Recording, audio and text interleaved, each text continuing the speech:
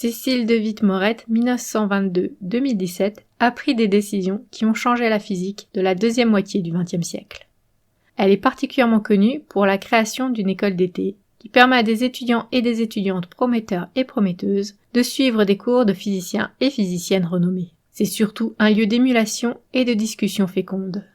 Mais c'est loin d'être sa seule contribution importante à la discipline de sa longue carrière. Cécile Morette naît à Paris le 21 décembre 1922 dans les murs de l'École nationale des mines, peut-être un signe de sa future carrière. Elle n'y reste pas longtemps et grandit à Caen. Elle se verrait bien devenir chirurgienne, pas juste une qui pratique les opérations, mais une qui s'intéresse aux malades tout le long de sa convalescence. Par contre, sa mère voit les études supérieures comme une façon de finir son éducation avant le mariage, et l'oriente vers les mathématiques pour avoir un esprit logique. De plus, la guerre l'empêche de faire des études médicales, et elle décide de faire une licence de sciences. Après sa licence, elle veut partir à Paris pour vivre des aventures, mais dans la France occupée, elle a besoin d'un laissez-passer, et d'une raison plus solide que vivre des aventures. Elle s'inscrit alors à des cours de physique quantique pour avoir un alibi. Elle n'aime pas particulièrement cette matière, mais elle va tout de même suivre les cours pour le justifier. Le 6 juin 1944, elle prend le train pour Paris pour passer ses examens, malgré les bombardements alliés, en particulier sur les gares et les trains. Cette décision va changer sa vie. Malheureusement, la maison familiale est détruite lors du bombardement de Caen ce jour-là. Sa mère, sa grand-mère et sa sœur y trouvent la mort, et se sentant responsable du reste de sa famille, Morette accepte la proposition de travail que lui a faite Frédéric Joliot-Curie peu de temps avant, et qu'elle pensait refuser. En effet, il recherche quelqu'un pour l'assister, en particulier sur un plan théorique, en lui présentant sa correspondance ou en préparant ses conférences. Elle se rend vite compte de son manque de connaissances théoriques et de la faiblesse de l'enseignement en physique à l'époque en France. Pour continuer à approfondir ses connaissances, elle va à Dublin dans le laboratoire de Schrödinger où elle prépare une thèse. Et enfin, commence à se passionner pour la physique. Elle accepte ensuite une invitation à Copenhague, puis à Princeton, à l'Institute for Advanced Study, pensant passer 1 ou 2 ans aux USA avant de revenir s'installer en France. C'est alors qu'elle va prendre la deuxième décision qui va changer sa vie. Un jour, son collègue, Bryce DeWitt, la demande en mariage. Elle refuse car il est états-unien et elle souhaite aider à la reconstruction de la France, et donc rentrer au pays. Elle est tout de même triste de décliner la demande. Et le lendemain, en se brossant les dents, elle a une idée. Accepter la demande à une condition. Créer une école de physique théorique pour tout de même participer à la reconstruction de la France. Cette idée va se transformer dans la première école d'été indépendante qui regroupe des étudiantes, étudiants et des professeurs, tous et toutes soigneusement choisis.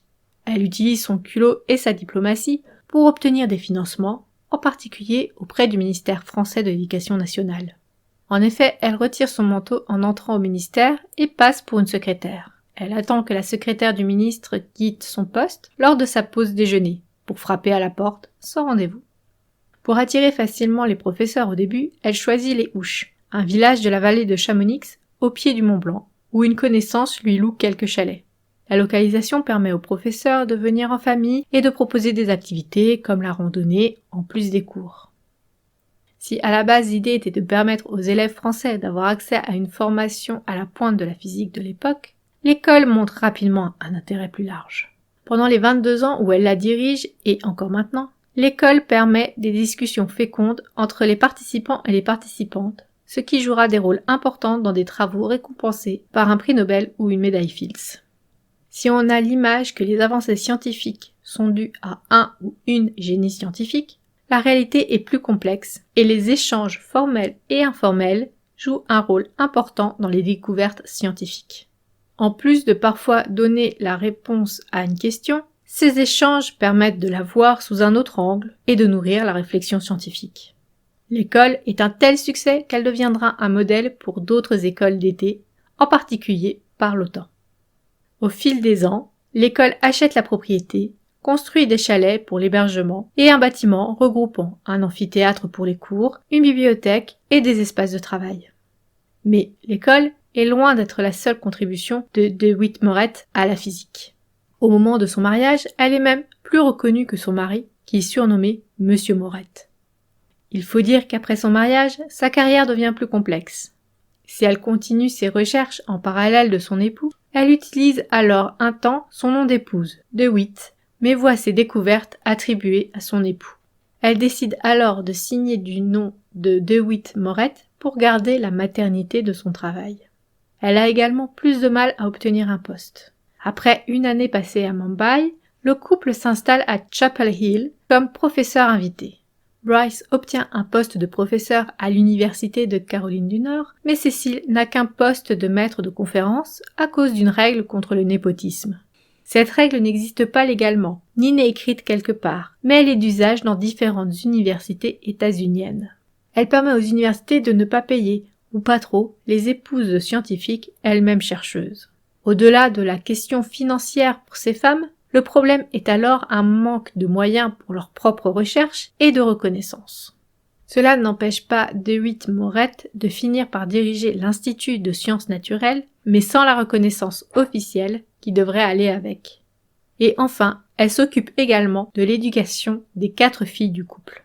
Après des années, le couple obtient finalement 2 postes de professeur à l'université du Texas à Austin. Enfin, pour DeWitt Moret, c'est d'abord un poste à mi-temps, en astronomie. Mais après 10 ans, c'est enfin un poste en physique. Puis 5 ans plus tard, un plein temps.